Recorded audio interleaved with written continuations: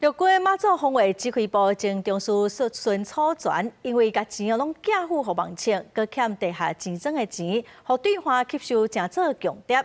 加馬防部聯合作戰計劃等機密資料提供予中國，賺6萬外塊。台灣高等法院是以違反國安法定罪，判伊12檔的有期徒刑，褫奪公權6檔。這案是會當去上訴。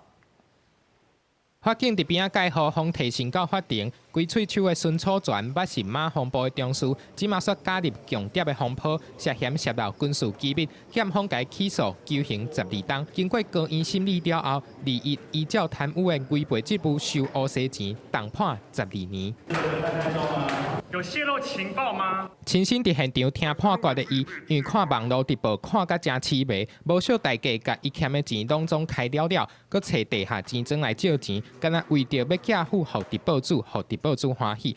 因為債務抑個貸款的問題，予伊實在是袂喘氣。網友佮甲牽據落難，聲伊用手機翕軍方非常機密的資料，佮包括馬防部的作戰計劃，前後後8擺賺67000多塊。對於外離島來看，其實都是包含本島啊，其實都是它滲透的必要性。共軍對於這個外離島的部分，先做所謂的滲透，那後續做所謂的這個登陸奪島的話，我想對於本島的這個威脅，它是具備的。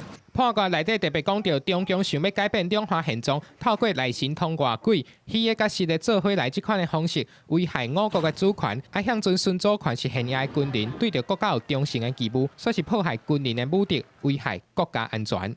全案已進入司法程序，相關案情不予評論。面對中共的滲透攻勢，將持續教育官兵辨識滲透態樣，鼓勵檢舉不法違常。即馬國內時不時就傳出軍人牽涉強諜的案件，進前檢察院嘛以偏防部一個姓蔡的上司，佇網絡頂敲找借錢的資訊，去互中共迄邊的人利用等等案件糾正國防部。面對中共的滲透四過贏杯，國防部嘛回應會繼續甲保防的教育做得好，賣強化機密資料的管理。記者綜合報道。